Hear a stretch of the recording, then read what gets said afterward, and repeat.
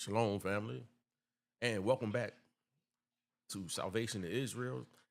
Welcome back to the channel where we break down scriptures with clarity, precepts, and truth. And if you're new here, make sure you hit that subscribe button and join the family. This is where edification meets defense of the gospel, and turn on that notification bell so you don't miss any lessons, street teachings, rebuttals, or deep dives into the word. If you're ready, let's get into it.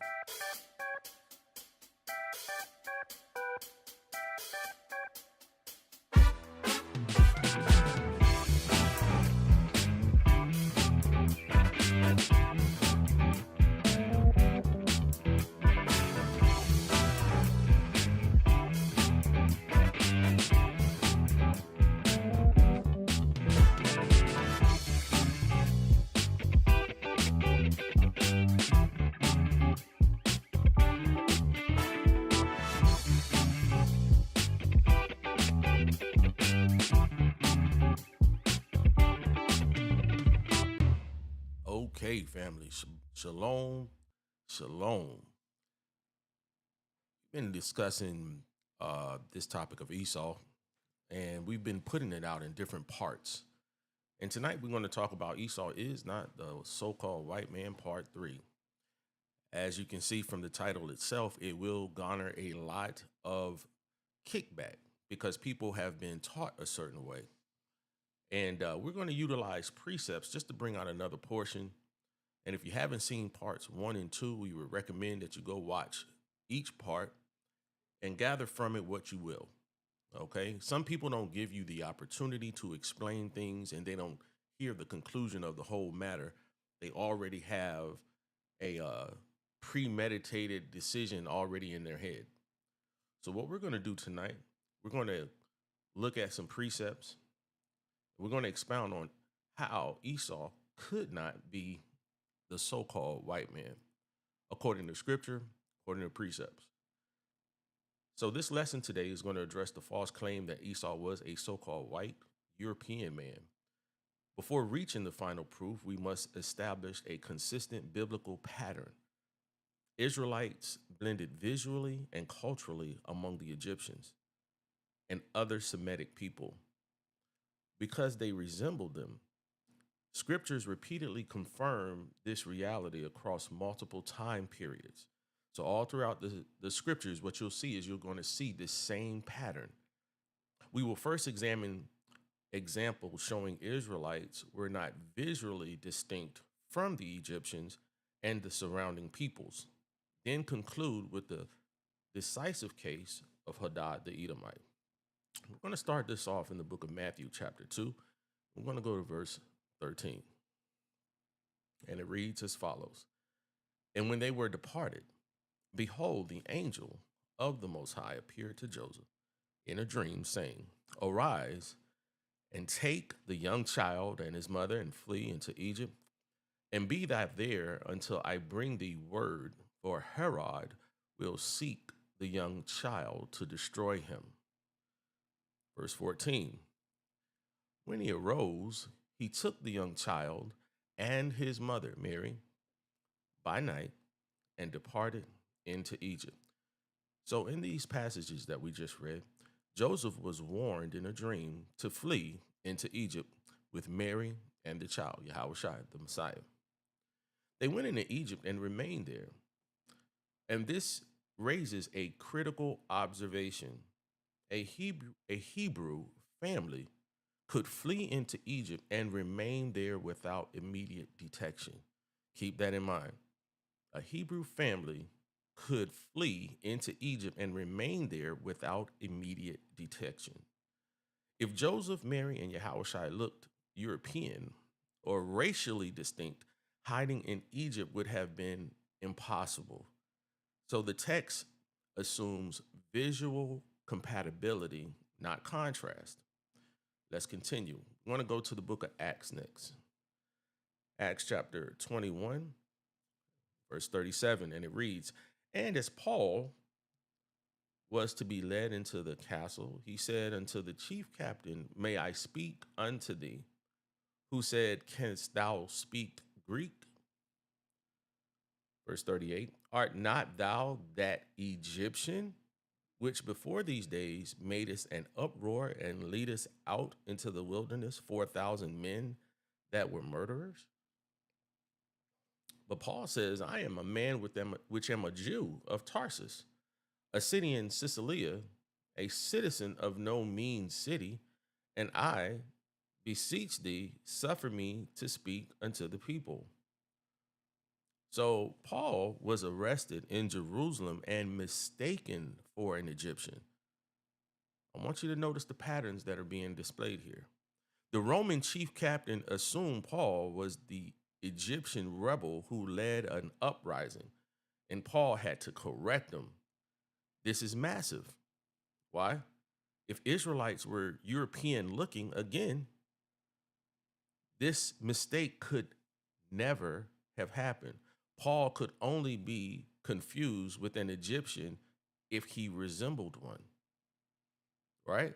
There are two witnesses that confirm this that we just read. Let's continue. We're going to go to the book of Genesis, chapter 47, and read verse 14. The story of Joseph.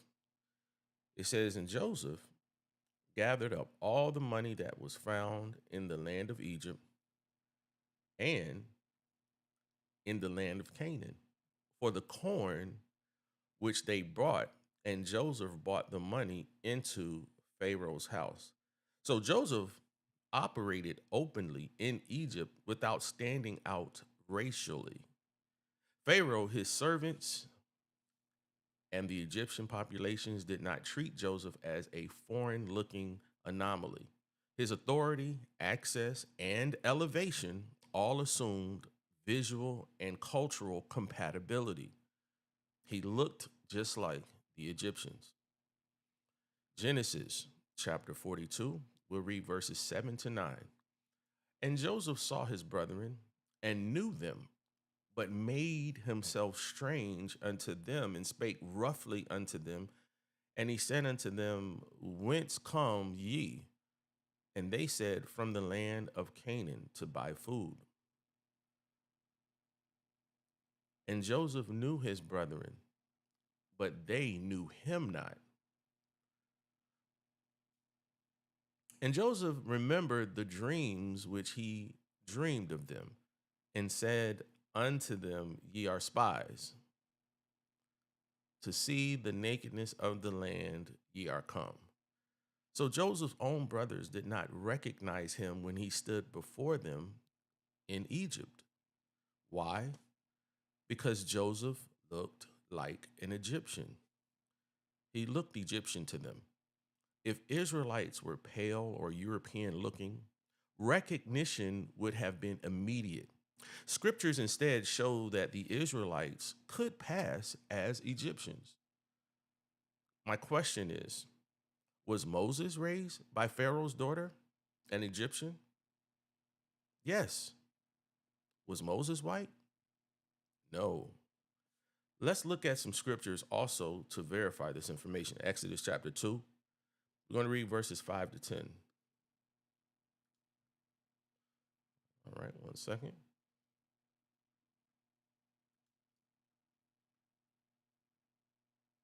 Okay.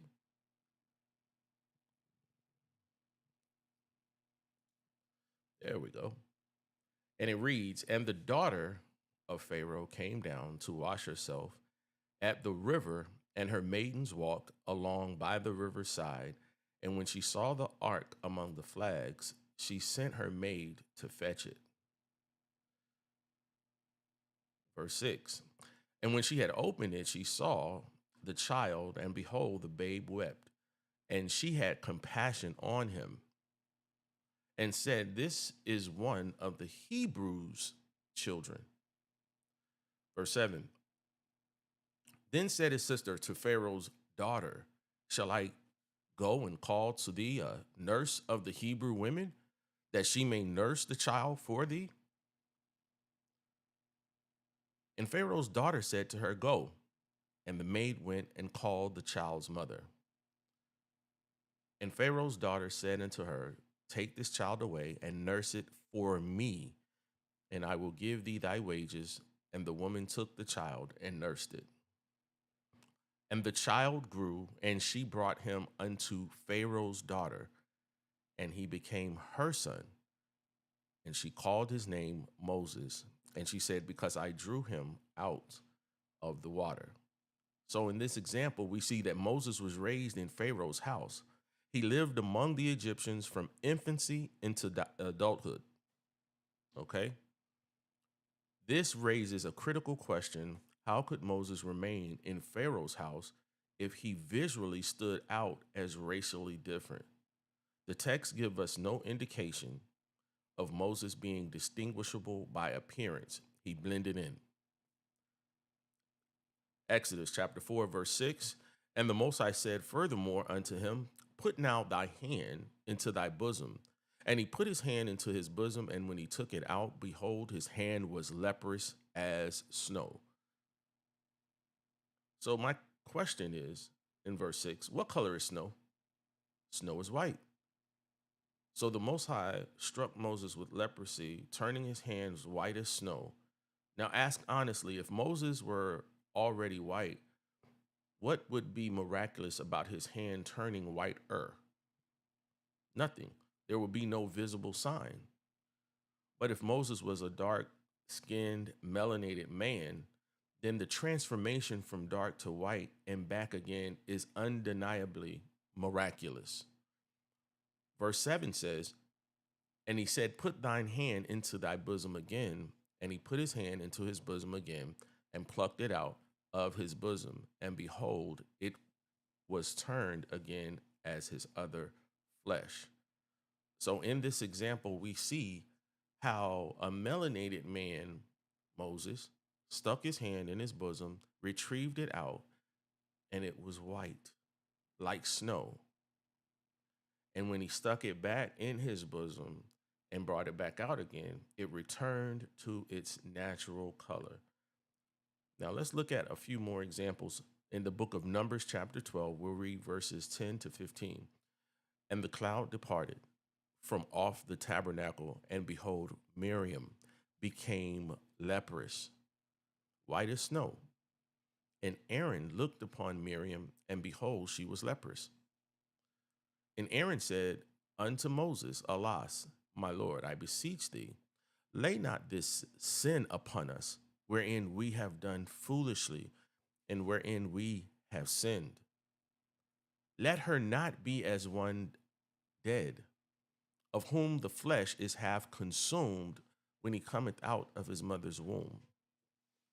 And Moses cried unto the Most High, saying, heal her now, O Most High Power, I beseech thee. And the Most High said unto Moses, if her father had but spit in her face, should she not be ashamed 7 days? Let her be shut out from the camp 7 days, and after that, let her be received in again. And Miriam was shut out from the camp 7 days, and the people journeyed not till Miriam was brought in again. When Miriam was struck with leprosy, her skin turned white. Did you notice the immediate reaction from Moses and Aaron when this happened? The people were shocked, alarmed, disturbed. Why? Because her skin was not white before. If whiteness were normal, there would not have been such reaction. The response proved that white skin was abnormal and seen as a curse, not a default condition. Okay. Another question is, now, how does all this tie into the claim that Esau was the so-called white man? Well, the premise is, if Esau were a physically white European looking man, he could not have lived undetected among Hamites and Israelites in the ancient Shemitic world. Scriptures repeatedly shows Edomites blending in as normal Shemitic population, right? This is not speculation. When you read in the book of First Kings, it proves that. Let's go to First Kings chapter 11 and verse 15. It says, "For it came to pass when David was in Edom, and Joab, the captain of the host, was gone up to bury the slain after he had smitten every male in Edom. For 6 months did Joab remain there with all Israel until he had cut off every male in Edom." Now, what I want you to keep in mind, up until this point, we saw how Joseph was sold into slavery by his brothers and eventually ended up becoming second in command in Pharaoh's house. Mary, Joseph, and the Messiah as a child fled into Egypt to get away from the persecution of Herod. So they blended in. Neither one of them were recognizable to their own family or kin. Paul was mistaken as an Egyptian. Okay. Miriam, she became white and leprous. And it was a shock and an astonishment to everyone. So now we're dealing with David persecuting and unaliving all the males in Edom, him and Joab, for up to 6 months. Now, verse 17, watch this. Now, that Hadad fled, he and certain Edomites of his father's servants with him to go into Egypt, Hadad being yet a little child. And they arose out of Midian and came to Paran, and they took men with them out of Paran, and they came to Egypt unto Pharaoh, king of Egypt, which gave him a house and appointed him victuals and gave him land. And Hadad found great favor in the sight of Pharaoh, so that he gave him to wife the sister of his own wife, the sister of Tahpenes, the queen. And the sister of Tahpenes bare him Genubath, his son, whom Tahpenes weaned in Pharaoh's house. And Genubath was in Pharaoh's household among the sons of Pharaoh. And when Hadad heard in Egypt that David slept, meaning David passed away, slept with his fathers, and that Joab, the captain of the host, was also passed away, Hadad said to Pharaoh, "Let me depart that I may go to mine own country." So these passages records Hadad, a royal Edomite who fled to Egypt after Joab destroyed all the males of Edom. Now, we must observe the facts carefully. First fact, Hadad lived in Pharaoh's house, according to 1 Kings 11 and 19. Pharaoh treated Hadad like family. Pharaoh gave him a house, appointed him victuals, and gave him land.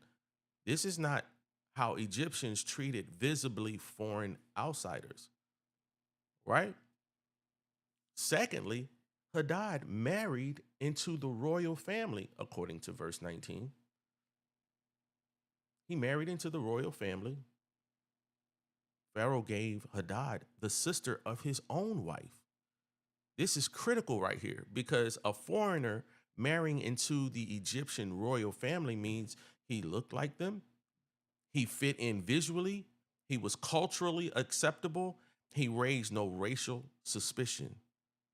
Now, we have to ask the obvious question: if Hadad were a pale European, so-called white man, how does an Egyptian king mistake him for a normal royal noble? That scenario is impossible. So we have to make sure that we're not adding to and taking away from what the word says. Thirdly, Hadad dwelt there from his youth, according to verse 20. Hadad found great favor in the sight of Pharaoh. He lived among the Egyptians from youth until adulthood. He blended in his entire life. No biblical writer, no Egyptian record, no historical source describes Hadad as visually foreign.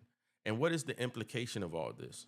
If Hadad the Edomite, a direct descendant of Esau, were European looking, he would have stood out immediately.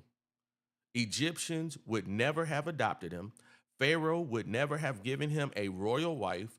He could not have lived unnoticed among them. He could not escape David and Jobab among them because he would have stood out. They were persecuting and unaliving all the Edomites, the males. He wouldn't have been able to hide amongst the Egyptians and not go unnoticed. And the scriptures show the exact opposite to that claim that Esau is the so-called white man. Hadad blended in so completely that Pharaoh elevated him to a noble status. And that only works if Edomites look like Israelites and other Shemitic people, not Europeans. So when we read in the book of 1 Kings 11:16-21, it destroys that Esau equals the white man doctrine. Pharaoh did not see Hadad as a different race. Hadad lived, married, and ruled among Egyptians. Edomites resemble Israel and surrounding Shemitic populations. No pale European would be mistaken for an Egyptian prince. That's absurd. Therefore, Edom was a Shemitic people, not European. That doctrine is destroyed. So, family, I hope this information was of help to you. And again, this is part 3. If you have not seen part 1 and 2, I would encourage you to go and just take a look at those. And let us hear the conclusion of the whole matter. Because after all, we're studying to show ourselves approved to the Most High and not man. We can't get emotional about this, but we have to make sure that we're only speaking the words of the Most High and allowing the precepts to give the understanding. Let us not add to or take away from the word. That's my time. I'm your host and your brother in love. Salvation to Israel, Kwam Yasharallah. Peace and blessings be unto you until we meet again. Shalom.